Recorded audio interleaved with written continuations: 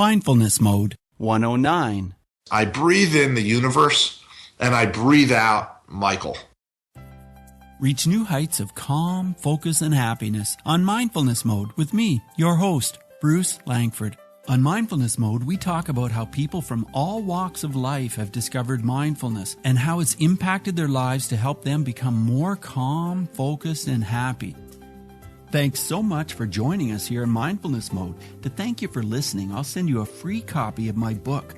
I teamed up with author Brian Tracy, along with some other entrepreneurs, to create the best-selling book called Cracking the Success Code.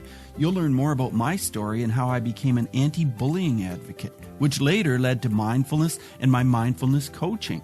Get the book free at mindfulnessmode.com/cracking. Enter your name and email and you'll have your book downloaded in no time. Okay, Mindful Tribe, let's get started. I'm totally thrilled to have Michael Weinberger on the line today. Hey, Michael, are you in mindfulness mode? Absolutely. And Bruce, thanks for having me.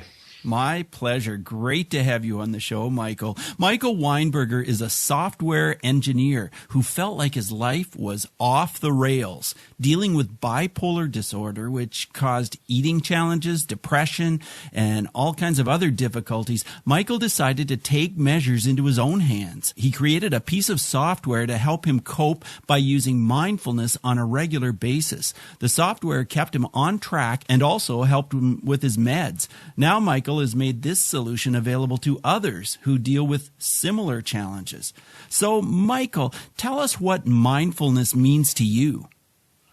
So, Bruce, mindfulness to me is the quieting of my mind and giving me an opportunity to live in the present moment and to react appropriately to my thoughts and emotions and to truly experience life in real time is the best way I could explain it. Well, that's really awesome. And it sounds like you are having a really tough time experiencing life in real time. Tell us some of those challenges that you dealt with before discovering mindfulness. So as you mentioned, I was diagnosed with bipolar disorder in 1994. So it's been over 22 years since I've had a diagnosis, and I've certainly struggled with medication compliance and finding the right therapist. I had a verbally and physically abusive father growing up. I had difficulties. I was expelled from a college. I had difficulties staying centered. I've lost all my money. I've gained and lost 155 pounds a couple of times, and life was just a full-blown roller coaster. My emotions would ebb and flow with everyone else's emotions, and rather than having any one point to center on, I would go up and down with whoever I was with at that time, and I found it to be just an extremely excruciating way to live. Well, it sounds like it. It sounds like it must have been. So you were a child and you were diagnosed with something else first. Isn't that right? That's right. And so I started out with a diagnosis of attention deficit disorder. And I find that that's a very common diagnosis or misdiagnosis for individuals that suffer with bipolar disorder. And I was immediately given a stimulant to help manage my attention deficit disorder. And the worst thing you can give to somebody that suffers from mania, the worst drug you can give to somebody that suffers from mania is a stimulant, because I really didn't need help going higher. I really needed more help, staying on the road.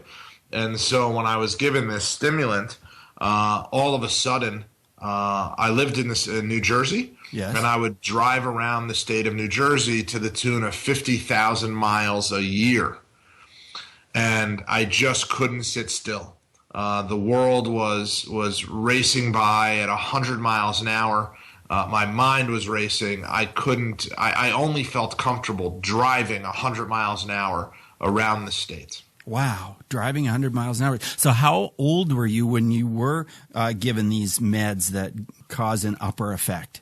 So I was 16 going on 17. And I received my license, and that first night I left home and called my mother from a payphone, explaining to her that I was 100 miles from home. I really didn't understand how I'd gotten there. I'm very confident that I'm going to come home. And she let me go. And everything worked out for the best, as you could hear today. Oh, wow. So she let you go. That means, what do you mean? You kind of moved out at that point? No, she just let me go. She didn't fight with me over me needing to be stayed at home. Right. She didn't try and control the process. She understood something was wrong, and she was really a saint in my life.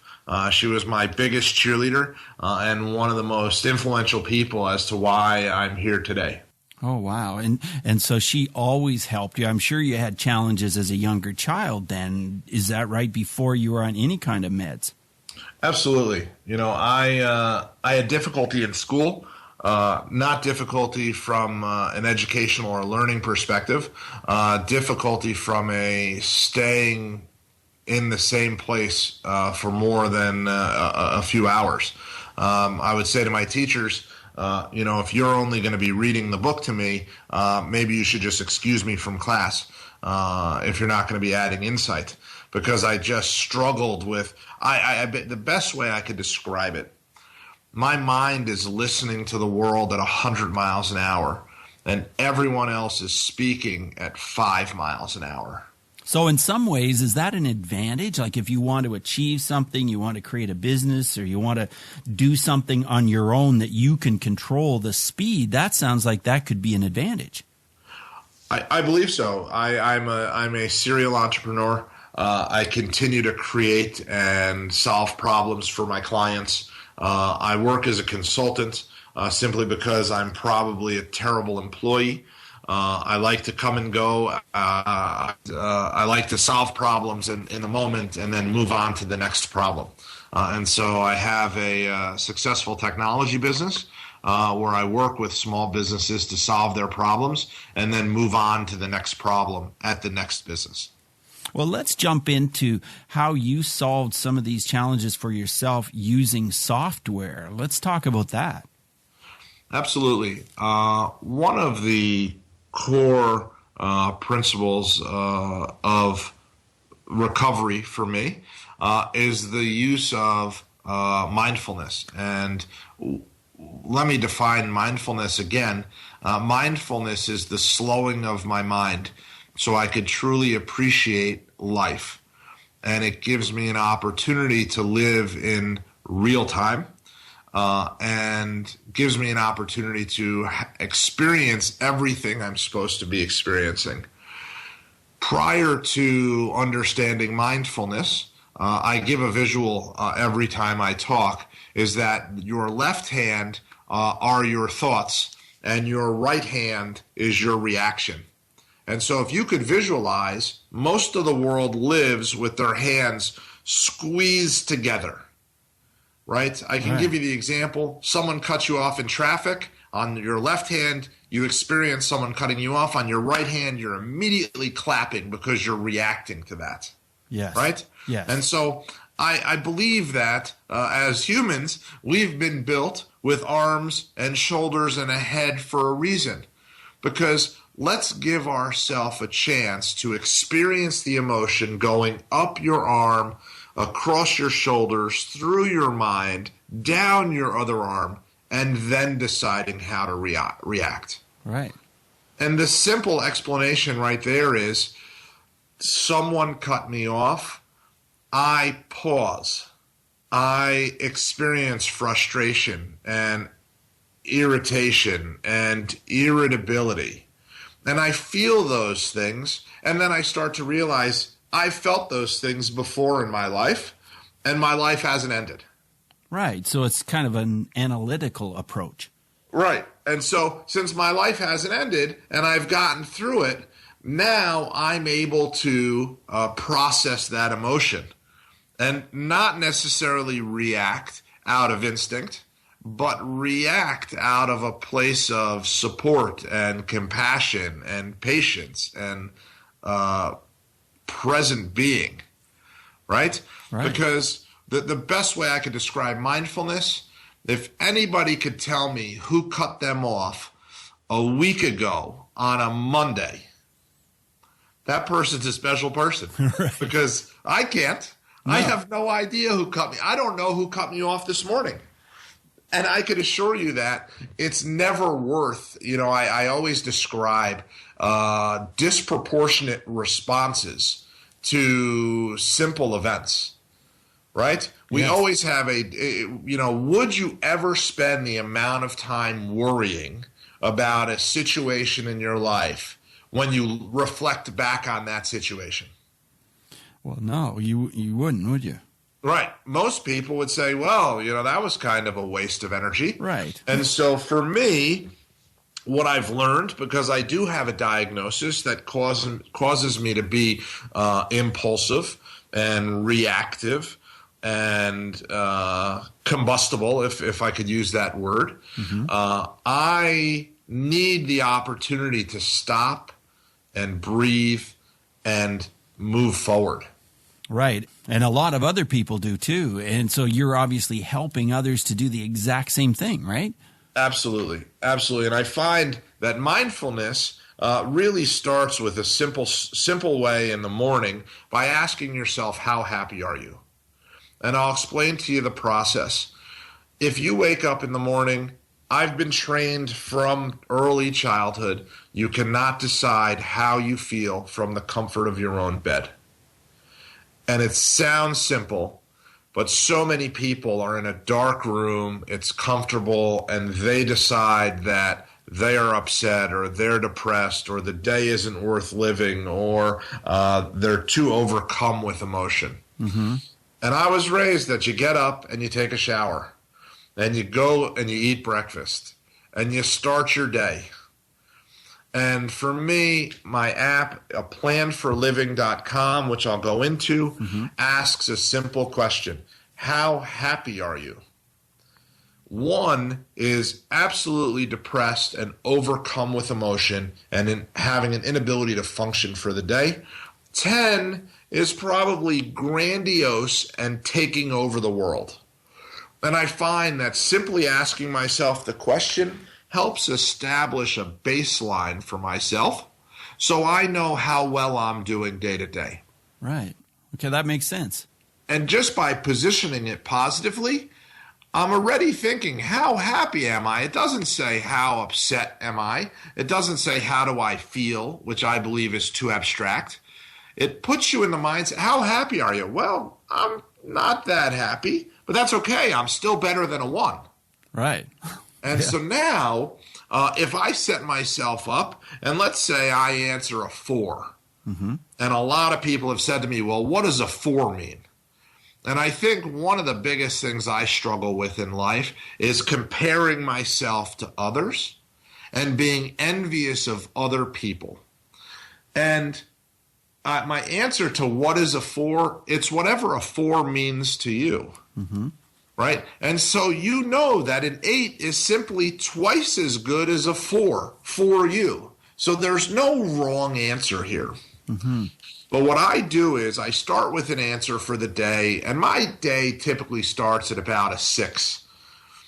And after I answer that simple question, I immediately go into creating a gratitude list. And I'll explain to you how gratitude contributes to mindfulness, because I truly believe mindfulness is rewiring your brain to find happiness and joy and peace.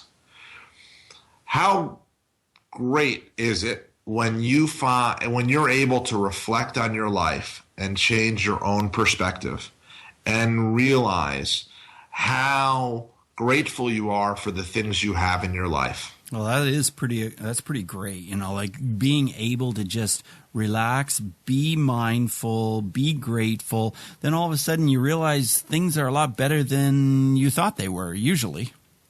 That's right. And not only are they much better than they thought you were, you're actually not doing so bad. Yeah.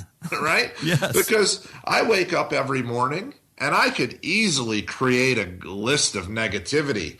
I don't have this. I don't have that. My clients are yelling at me. I'm overdue on projects. I would like to lose more weight. My wife and I aren't intimate enough. That list is easy for people to come up with. Right. I can assure you it's not that easy for you to come up with, and I even struggle a little bit with it after you use my app, A Plan for Living. And the reason why is I now wake up and I am grateful for my healthy kids.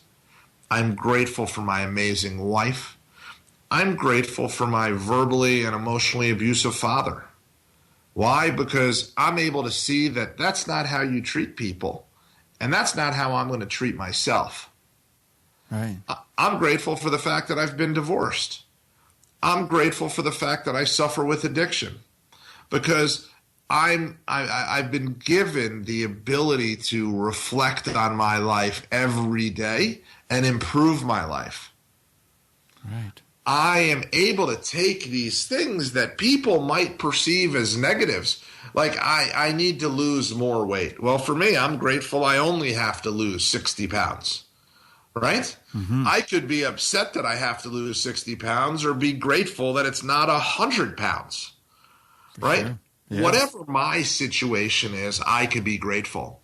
And I find that I easily crank off 20 to 30 items of gratitude every morning before I even start my day. Wow, I love that. That is just great. Gratitude is so powerful. I want to change things a little bit and talk about self-medication, because that's been a problem for you, I know. And I know that food has been such a challenge, and that's a form of self-medication. Tell us how you're able to control your food intake now compared to the past.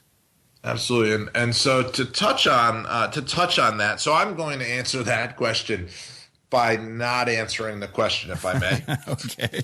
Because I want to touch on something that is critical to this. So if I may, I'd like to touch on the concept of spirituality, because I think part of successful recovery involves a spiritual component.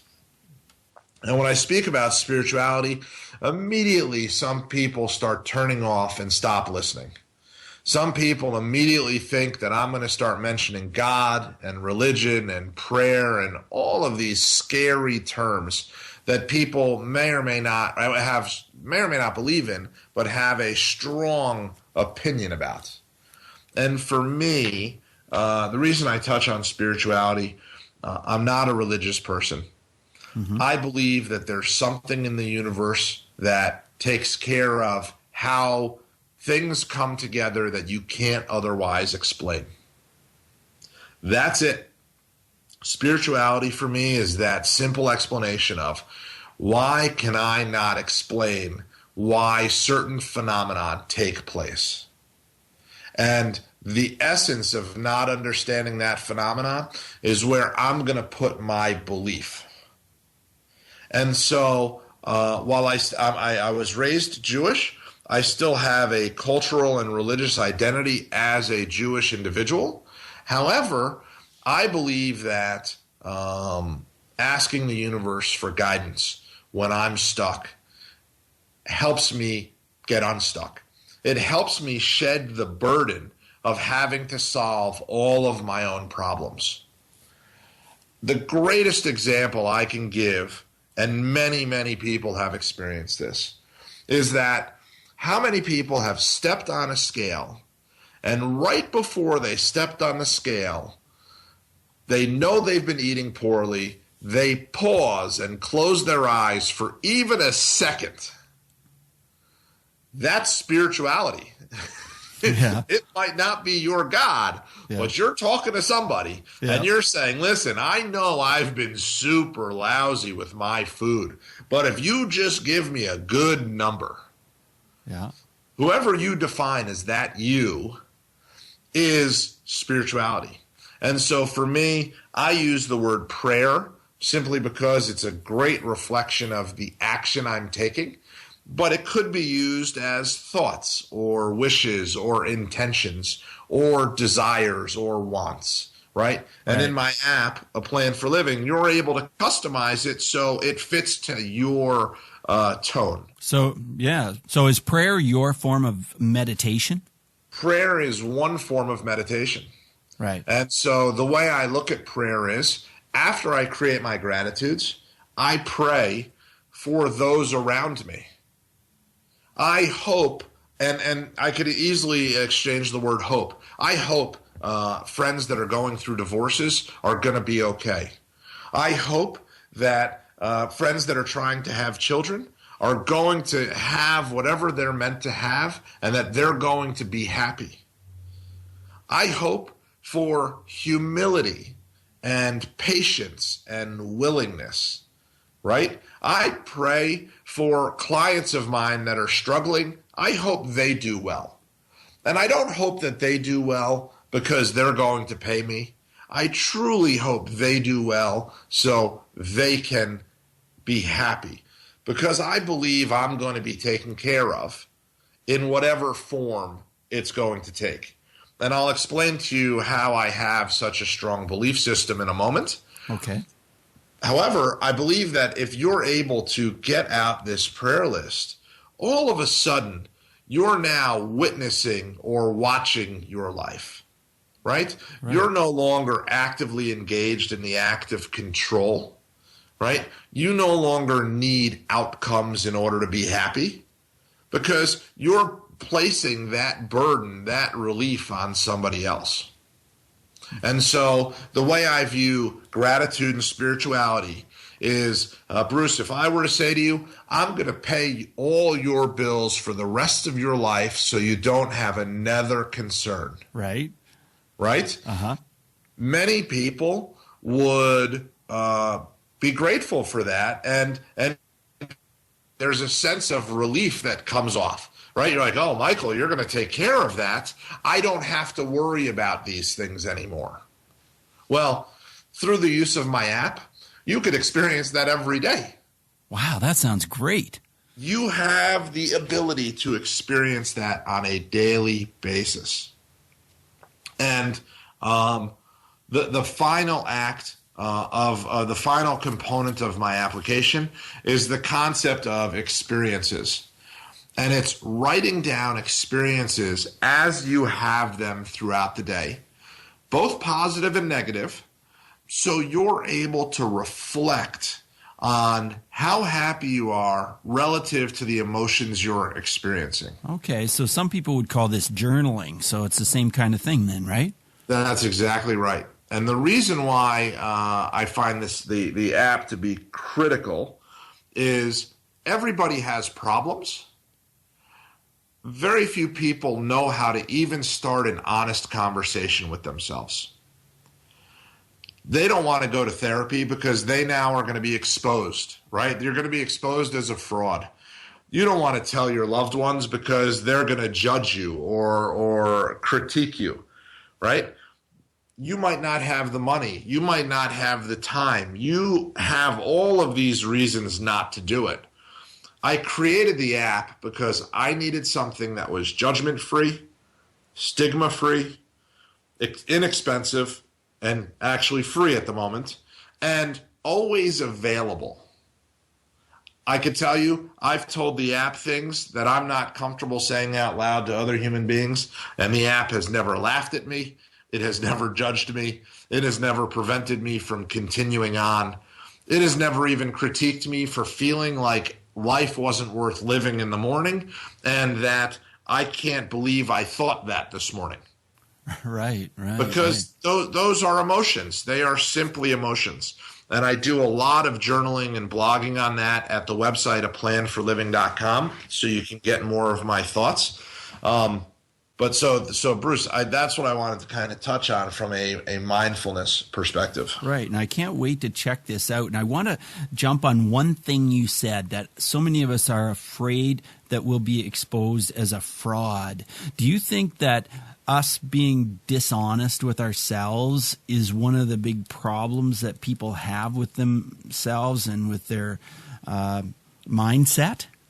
I do. I actually believe, and if I can coin the phrase, and if it's coined already, I apologize to the coiner.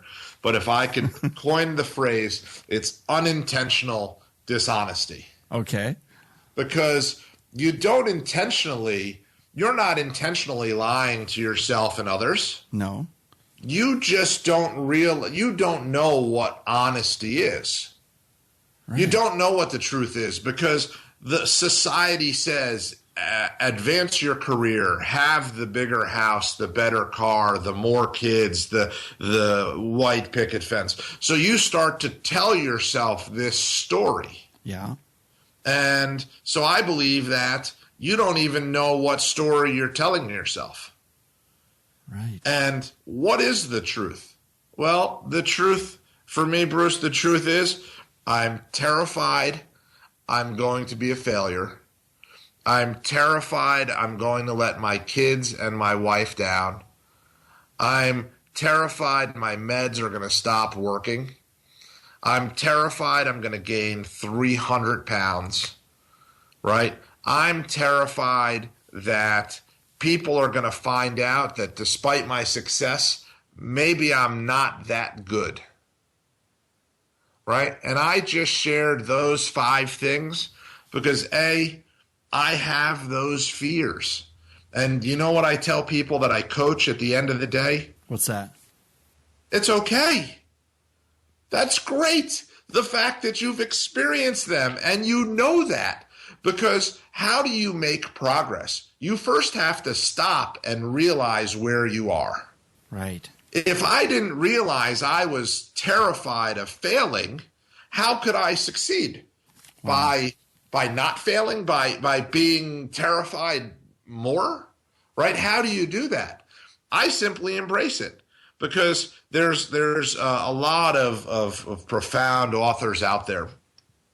And one of the things that I believe in is this concept of unconditional happiness. Mm-hmm. And so many people, and so even in my lifetime, and I can only speak from personal experience, in my lifetime, as soon as I made X, I would be happy. As soon as I weighed X, I would be happy, right? As soon as I had X number of kids, I'd be happy. As soon as, well, I'll tell you, I ended up making X. I'll tell you, I lost 155 pounds. I had 2 kids. I had a wife. I had the house, right? Mm-hmm. But what was I doing? I was living in fear. So it didn't pan out. Right. The happiness didn't arrive when I was promised. Right. That's what I mean. You got exactly. the thing, and the happiness just didn't happen. Right. And so for me, I currently weigh 300 pounds, 80 pounds off of my low. And I'm happier than I've ever been. Oh, that is so great. And, this is just such great info on mindset. And, I've worked in bullying prevention for a long time, and I've seen how mindfulness can really make a big difference there. But it sounds like a lot of what you teach is that we can be our own bully, and then we can learn to control that bullying. Is that kind of a concept that makes sense to you?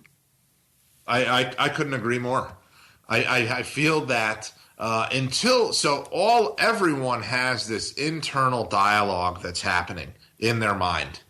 And if you could think back to the last time you were driving home to meet your spouse, or on the way to a business meeting that you were unsure of, your brain was playing this conversation over and over and over again. Oh, yeah. And that conversation is either positive or negative. And depending on the outcome, the conversation will switch gears, which is why I've learned you can't trust that little voice. Because if you're on your way to a sales call and your little voice says you're never going to get it because you're not good enough, and you go in and you sell and you get it, what's that voice saying to you on your way to the car? It's saying, great job. I knew you were going to get it. Well, I personally try not to believe in liars. Right. Well, I've learned that the voice in my head is a compulsive liar who likes to agree with the ebb and flow of my emotion. Well, I've learned that through spirituality and mindfulness, I could stop that voice at any time and check in on reality, right? On the way into a sales call, and so, for example, on the way into a sales call, when I touch the doorknob, I might pause for a second and just ask for the right thought. That pause is simply saying, the noise in my head, just stop, because whatever's going to be is going to be. Right. Good concept. Michael, were you ever bullied? And if you were, was mindfulness something that helped you through it? So I believe that I have an interesting notion of bullying, but I'll go with this. As I mentioned earlier, I had a verbally and physically and emotionally abusive father. Right. And growing up, I would regularly have to defend myself and my actions. And the louder or stronger I defended or disagreed with my father, the louder and more aggressive he got. Right. And in my lifetime, I learned that in order to get things, you become loud and you become aggressive. What mindfulness has taught me, and it's actually helped me eliminate the relationship with my father from my life, is that I never deserved anything I got. I don't like the use of the word victim. However, I was able to empower myself to no longer engage in that relationship. And I was able to do that through mindfulness. Mindfulness in the sense that before I engage, I take a deep breath. Is this my emotions running my decisions or my thoughts? Right? What is getting in out of whack here? And oftentimes I was just trying to one up myself and benefit from the argument. Right. Mindfulness gave me the ability to pause and stop and determine what direction I want to take. And oftentimes I was able to make the healthier, more constructive decision with my life. That is really, really great to hear, and a great lesson, Mindful Tribe, for us all. You know, we try to be mindful and we work on it, but Michael has really been through this stuff and is really pointing out some excellent ways to maintain mindfulness. Michael, my next questions are part of the multi-mode round. Just short 30-second answers are perfect. Here's the first one. Who is one person who has influenced your mindfulness practice? So Dr. Denise Brooks is my current therapist, and she introduced me to really aggressively pursuing mindfulness as a way of treating my diagnosis. And I found she's been instrumental in that. How has mindfulness affected your emotions? Mindfulness has allowed me to get my emotions in check, emotions that were otherwise way out of control. It gave me the opportunity to pause and take stock of where I was and what I needed to do next. Tell us how breathing is part of your mindfulness practice. Breathing is actually probably the foundation of my mindfulness practice. Simply the act of taking a deep breath when I think something or when I'm racing gives me enough pause to stop and really determine what the right action is, right? And so without that, I've always learned that in order to change directions, you have to stop first. And my brain doesn't know how to stop without, physical cues, and taking a deep in-breath and blowing it out is a significant part of that stopping. And one time you mentioned that as you take the in-breath, you think of, what was that you said, Michael? Absolutely. So similar to my concept of spirituality is I breathe in the universe and I breathe out Michael. And just that simple visualization of Michael being that out of control, out of touch set of emotions in my body I simply breathe in the peace that is out there, and I breathe out myself. I really like that. That's awesome. If you could recommend a book on mindfulness, what would that be, Michael? So a book, an author that I'm a big follower of is Michael Singer. One of his books is The Untethered Soul.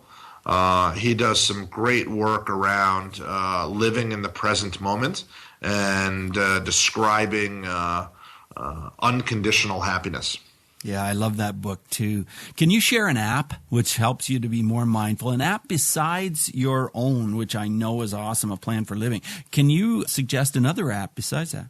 So I use a handful of apps. I use simple apps like Breathe and Calm. I've used apps like Headspace and Happify. Each serve their own purpose. Some of them are driven by content, and some of them have simple steps to get yourself out of the present moment. So what advice would you give a person who's new to this whole idea of mindfulness and they'd like to start using it in their life? I believe that I've learned that mindfulness doesn't require fancy outfits and renovated rooms in your house and expensive teachers. I believe that the practice of mindfulness is as fast as sitting at a red light and taking a deep breath. And it can be practiced anywhere at any time. And you will receive immediate benefits from it. There's no wrong way of doing it. Totally. Yeah. Wow. It's just been fantastic what you've shared with Mindful Tribe today, Michael. Tell us how we can contact you, how we can learn more about what you do, and how we can get a hold of A Plan for Living. Absolutely. A Plan for Living is currently available at my website, aplanforliving.com. It will soon be available in the App Store and Google Play Store. It's currently available directly on the website on all mobile platforms. My personal email address is Weinberger, as in M. Michael Weinberger, WEINBERGER, at aplanforliving.com. I respond to all inbound requests personally. I make myself available for coaching sessions, and I also make myself available for speaking engagements. If there's a large enough group and I need to travel, I will do that to come and teach A Plan for Living's methodology. Great. Well, thank you again, Michael, for joining us here on Mindfulness Mode, and all the very best to you. Bye now. Thank you so much for joining us today on Mindfulness Mode. For insightful blog articles and show notes for every episode, check out mindfulnessmode.com. If you've enjoyed this podcast, you could help us out by clicking on the iTunes link on our website and leave a rating and review. Till next time, Mindful Tribe, use what we've learned today to reach new heights of calm, focus, and happiness. Stay in the mode.